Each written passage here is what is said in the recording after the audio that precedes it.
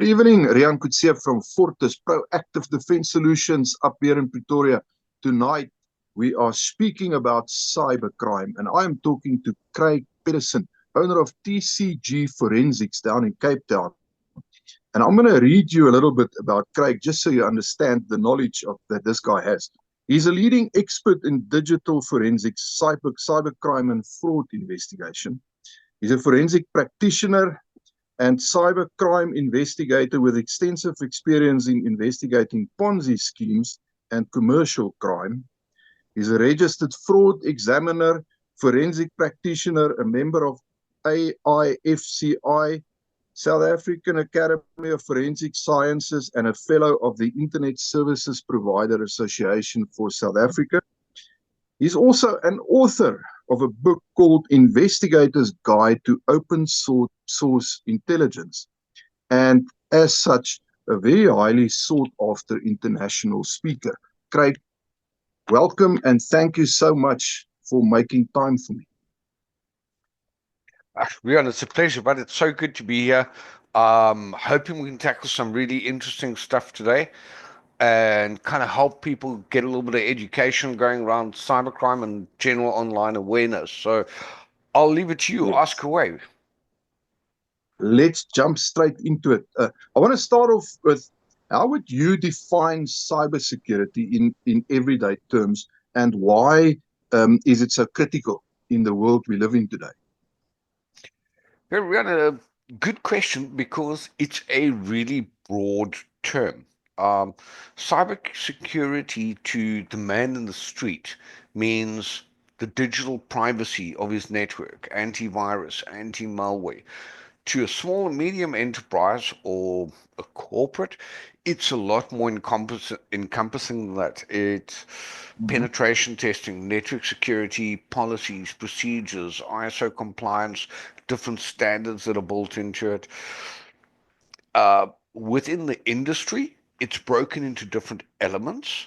And the particular part is, a lot of times people say, well, oh, you work with cyber crimes. Well, I do. It's like, oh, so you're like a hacker. No, I'm not.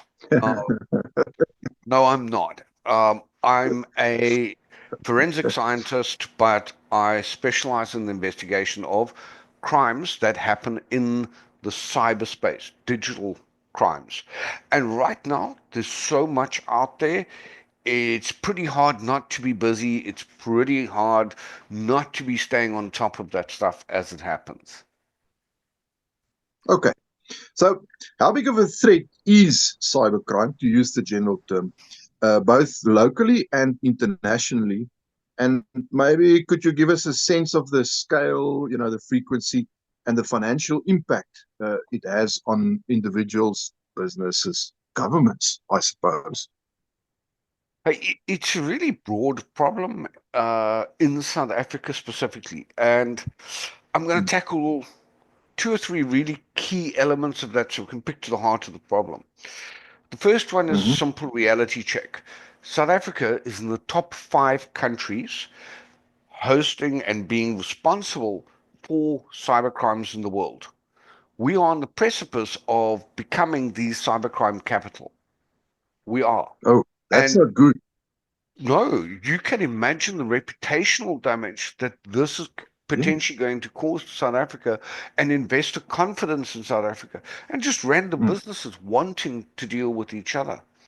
The warning signs were there years ago when Amazon.com stopped shipping to Africa. So, well, the levels of fraud are just too high to be Mm. manageable. We're not doing this.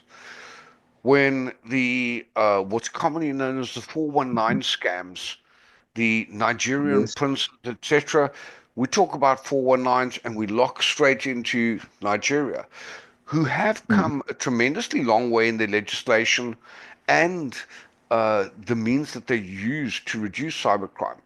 We're going to get that mantle, and once you have it, it's pretty hard to shake off. Mm. If you see that in the context of broader problems like terrorist funding through Mm. cybercrime, ransomware attacks,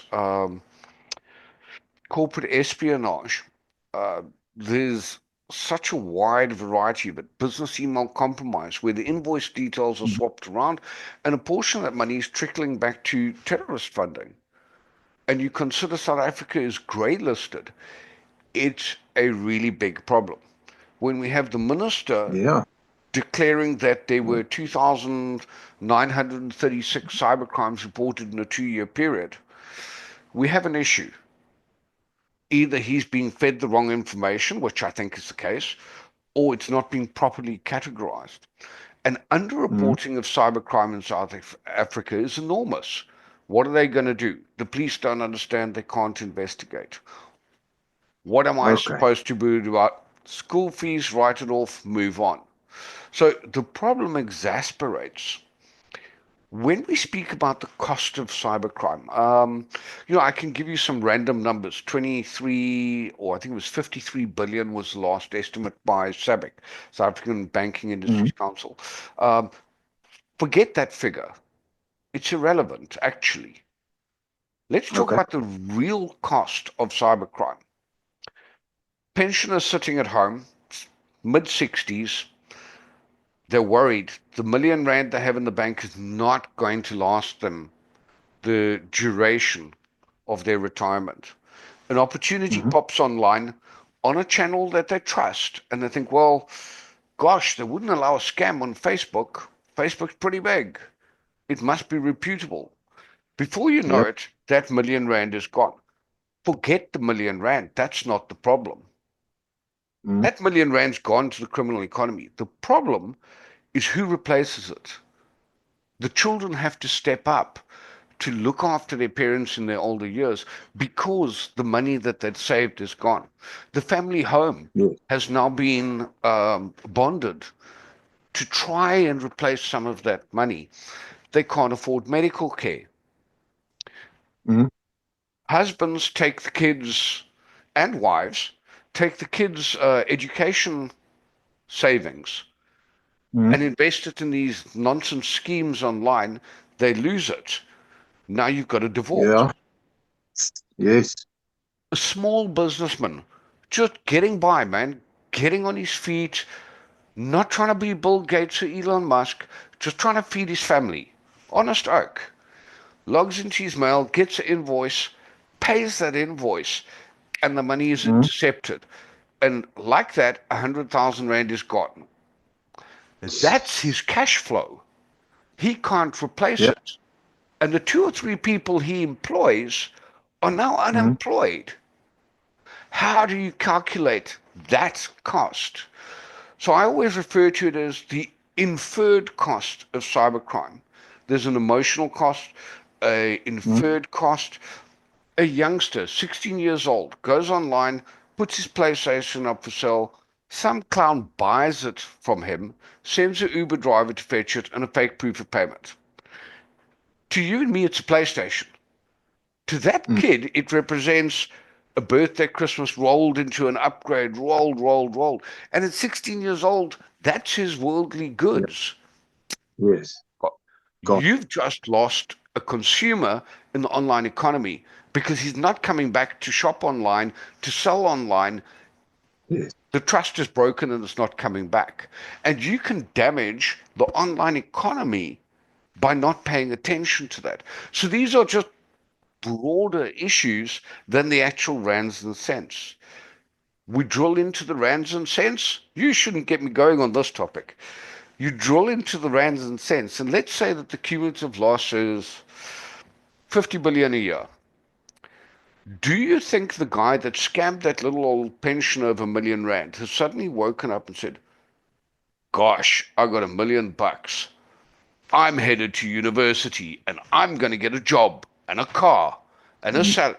That's not, No. that's not He's gonna happen. down the road to go buy a laptop because now he Mm. doesn't have to work on his phone. He can work faster. And next month Yes. he's going to buy two. This is now his job. Mm. And he reinvests the proceeds of crime every year, year on year. He's getting stronger while the law enforcement and resources are getting weaker because they're hampered by a small portion of a budget that's only got a lifespan of an annual cycle. and a big procurement system behind it. So this is the kind of David and Goliath battle that you're talking about when you start to monetize and look at the inferred or the knock-on effect of cybercrime. Craig, that is a scary picture. That is a scary, scary picture. What are some of the most common tactics that cyber criminals and scammers use to gain access through mail, social media, WhatsApp, even bank apps? I think one of the bigger risks that we see in South Africa is, of course, phishing. Phishing spelled with a PH, not just because I can't spell. Phishing refers to sending somebody a lure. It looks like it feels like it, smells like it, just like the fish that bite onto it. So you're busy working away, you get a sudden email that says, there's someone trying to access your Gmail account. You need to log in and change your password if it's not you. So you click that little link without looking where it's going. You put in your Gmail username and password, and you've just given it to someone else because not really the Google page. The same can be said for Dropbox, Facebook, anything really. So phishing is a big problem to the consumer level, especially in the property market, where people are dealing with millions of rands, buyers and sellers at a time. And of course, in the SME environment, where invoices are being traded and paid on a daily basis. Phishing constitutes the broader part of the problem, and it's quite tragic because it is preventable. There are some pretty standard ways of reducing the susceptibility to phishing attacks. We also see it in credential smurfing, where you can go onto certain websites, and these are not even the dark web. These are just common clear websites that you can go onto and say, right, find me everybody with a @mweb, and I'm just picking on them, address that has a password available. And it just spews out lists of email addresses and people's known passwords. We forget, this is where the OSINT part comes in. We forget how simple our lives are, but how complicated we've made them. So my little cell phone is linked to my email address, which is linked to my PayPal, my Facebook, my LinkedIn. And when I get home, my TV is also logged into my Netflix account. All of that data is shared. Now, we would like to believe that it's shared with the mighty Facebook and Google. It's okay. It's not. These guys do sell data to what they call downstream providers. You walk into a pet shop tomorrow and I want to buy a packet of dog food. Lovely. Let's capture you on the system so we've got all your details. Buddy, I've walked into your shop. I'm giving you cash. You don't need to know where I live. But they put it on a loyalty card, for example. What does the pet shop know about securing a network and securing their computers? Nothing. You go to the mechanic, fix my car, name, address, contact details, car details, on a skadonk of a computer in the corner, connected to an old dial-up modem going, because he's a mechanic, bro. He likes cars. This internet thing is not his jaw. And he's still running on Windows XP, which would take a 10-year-old about 5 minutes to get into. It's 15 years old. That's like having a 15-year-old alarm system in your home. Of course it's not going to work. The consequence is that data leaks, people pick it up, and now attackers are able to find your name, your phone number, your vehicle registration, and what pet food you buy. So you're able to aggregate and bring that data together and create really authentic looking phishing attempts. Your Woolies card has got 10,000 bonus points. Click here to redeem them before lunchtime. And before people think, must get my points, give me the points. And off they go. and they give away their login credentials, which are used to buy stuff on their behalf, create fake accounts. So it's really widespread, and unfortunately, we are too casual with our data. We walk up to a building, and some guy is standing there and says, "Well, here, sign in." Mm. So, what do you need my phone number for? Who's going to have access to this piece of paper? How long will Mm. you keep that data? We drive into a complex and they scan your driver's license. Yep. That's cool, but how long are you keeping that for, and where's that data? Is it in that little security guardhouse? Because that Mm-hmm. doesn't work for me. But we're so used to compromising. And then when the data comes back and is used aggressively against us, anti-us, we don't understand how.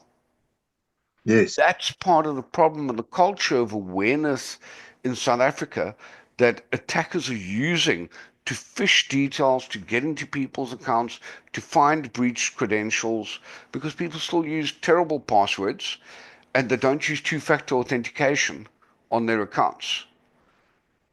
And even Well, that's two-factor is minimum. yes, yeah, but at least it's better than absolutely diddly squat.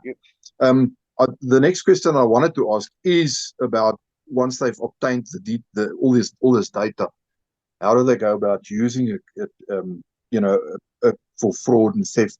I've had, for instance, in the past week, I've received 2 WhatsApp messages from totally unknown numbers with these completely weird messages, like the one, both in Afrikaans, but I read them, and I think it's an advantage in that sense that I just don't trust anybody. Um, it's not the be all and end all, but I do think it's an advantage. And I just looked at this and I thought, I don't know you, and uh, you're asking about a person that I don't know. So I just immediately reported and blocked both. But I'm 100% convinced that it's somebody trying to get me into some sort of a conversation, which will end up saying, just click on this link or something. So these guys Yep. are, I mean, it's a full-time thing, and it can happen on any platform all the time. But once they've got your data and your info, um, I'm almost scared, to be It's honest, too to late ask the to get it question. But back. what sort of dark world does it open up Well, when a they've got very, your stuff? very dark world. Um, it's a very dark world, and there's serious limitations because once the data is out, it's out. If the horse is bolted, the proverbial horse is bolted. There is no more that you can do. You can't undo it. We saw that in 2021 with the data breach from Experian, where millions and millions of South Africans' details were effectively stolen, and that data is bought, sold, and traded on the internet. Um, I'll give you an example, Rion. Can I mess with you? Yeah, but you're already messing with me, so just go ahead. Okay. From your cell phone number only, just from your Yes, cell phone number, I can see that you own a scooter. You've got a Microsoft account. Your Facebook account is linked, and it's linked via an email address at gmail.com. I'm not going to use it online. You own the domain Buratrus Coffee, yes, cdsbrands.com. Um, Obviously, there's a link, of course, to Fortis. We know what that is. Um, that's a couple of seconds. Okay, so that's not much. But let's see. What if I had to say something? I'm going to play, what's that guy on TV that speaks to dead people? Let's see. You oh, tell me if I yes, say yes, anything, John Edward. You tell me if I say anything that rings a bell, like Edward. yes, Ring a bell? Olive yes. It should. Avenue or Street. Yes, yeah, Oh, I'll give you a number. 66030, and I'm not going to read the rest. Yes.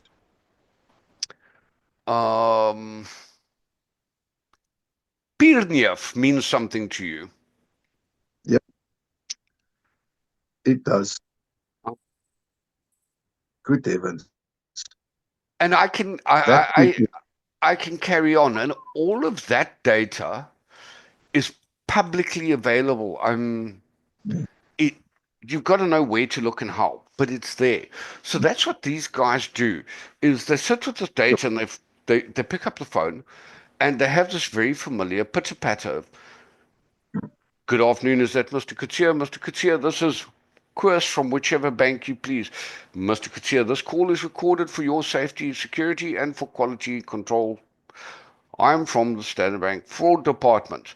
Mr. Kutsia, did you just do a transaction for 11.4 Rand at Hi-Fi?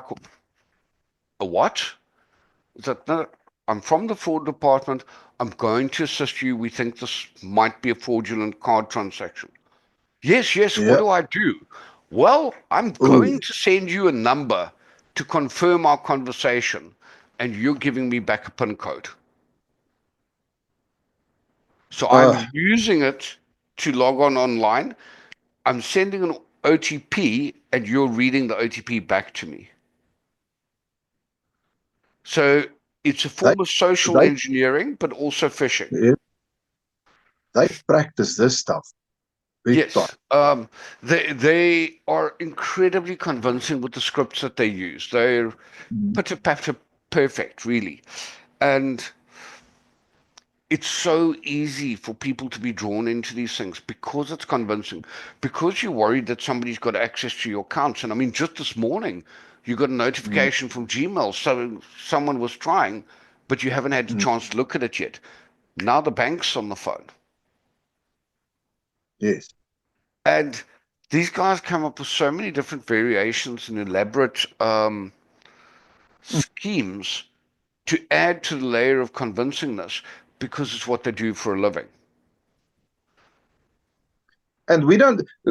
I take it that a lot of countries, maybe even most of them, have got like organized police units that deal with this sort of crime. Um, and we have one? Kind of. Kind of. Okay. So, from a law enforcement perspective in South Africa, let's go one level higher than that. Yeah. Let's look at what the law says for a start. Mm. And the two laws that are important, the first is the Electronic Communications and Transactions Act, no hacky hacky, illegal. Mm. The second is the Cybercrimes Act, which was enacted 2021. So it's still a Mm. relatively new act, 22, I think, 21 or 22. It's a relatively new act in many respects. And it categorizes different types of cybercrime, it sets offenses, and it creates the need for the police to create designated point of contacts, to be Mm. the interface between station level and specialized components. Okay. The broad reality is that a simple thing. You're sitting down, you're paying an invoice, it's 10,000 Rand. Mm. Someone's got in the middle, the invoice is paid to the wrong account. That must be investigated. Now, from a forensic perspective, it's not that easy. I don't just, Mm. you can't just print the emails for me. I need the actual header information. I need the other party's emails and the header information. I need to create a timeline of those. And I need to look at the accounts to see, were you compromised and are you going to take the loss? Or was the other party compromised? Are they going to take the loss? And where did the money go to in between? Mm. So the investigative process it is actually quite a process, and there's a lot of exhibits that have to be collected. Mm. As much as I cannot walk around on a live crime scene, cash in transit, kick a whole pile of doppies out of the way, and that's, oh, fuck, we've got 10 or 12, I don't need the other 50. It's an Mm. exhibit. I need everything. Yeah. Now, in digital terms, that's a lot of data. So that one case can actually tie up an investigator for quite a couple of days just pulling the parts together. We don't have the capacity for that yet in South Africa. We're struggling with contact crime. And I'll make a statement, I don't care if people agree or not. There are more cyber crimes in South Africa than there are contact crimes. That's Mm-hmm. just a reality. But we don't have that capacity yet. We do have it in some specialized areas like the DPCI, like the crime intelligence divisions, like the Okay. commercial crimes unit. So at a specialized layer where you're working with Ponzi schemes, pyramids, global call center structures, global financial scams, global romance scams, where the volumes are higher and you need international cooperation, we do have a capacity there. But it is not Mm. yet a tangible capacity where I can say, Rian, go to your local station and ask for the cybercrime officer. We're still a very Okay. long way from there. It is quite a specialized area. Mm. I know I look old and grey, but I am actually only 21 years old. It's taken me 25, 30 years of grey hairs to get this far and an immense amount of study. If we take an Mm. intern in and we start teaching him from basics, Mm. based on drive, enthusiasm, motivation, and they want to do it, to take them through the fundamentals to investigator level is probably a 3-year period. Okay. So you can imagine within the law enforcement community, the moment someone gets there and they have the technical knowledge, the legal knowledge, the investigative skill, and the private sector will triple their salary immediately. Uh, okay. So Of course. you have that ever familiar dynamic Mm. where SAPS has got some terrific resources in individual human beings that work for them. Mm. Brilliantly skilled guys, but they're a small handful in a complete Mm. sea of anarchy. There's only so much that they can do with the technology and the Yes. resources. A small forensic lab, for example, just the absolute bare bones basics. You're going to invest 2, 3 million rand into that lab at least. And it's almost like a mechanical engineering environment where you've got a Mm. CNC lathe. Do what you please. You have so many running hours a week. That's it.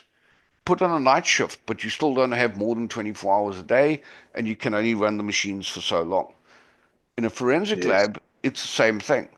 If I have to take a hard drive in, image, index, and analyze that drive, or a cell phone, it will probably tie up a machine for a full day.